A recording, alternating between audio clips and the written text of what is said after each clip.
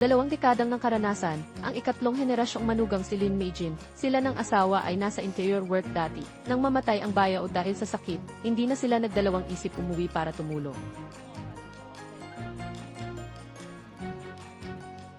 Sabi nga ito ang pagpapatuloy ng tradisyon, medyo mabigat na trabaho, gawa ito ng lolo na nagpaunlad. Noon basa at madaling maghiwalay, si lolo nagpalit sa steaming, iba ang lasa at texture.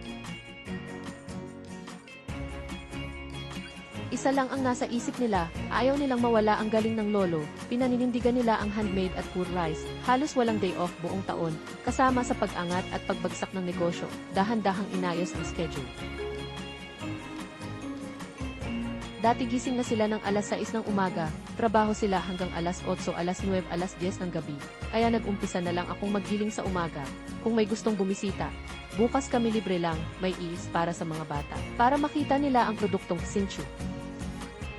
Pinapanatili ang tradisyon at pinapalaganap, 100% pure rice noodles, unti-unting kinikilala ng customers. Noong kinuha ng ika-negatibo, 4 na henerasyon inayos ang proseso, mula sa araw tuyo hanggang sa panloob na pagpapatuyo. Mas consistent ang quality, nagbabago pero may nananatili, pinanghahawakan ang tradisyong dala ng Ijujayang Wen.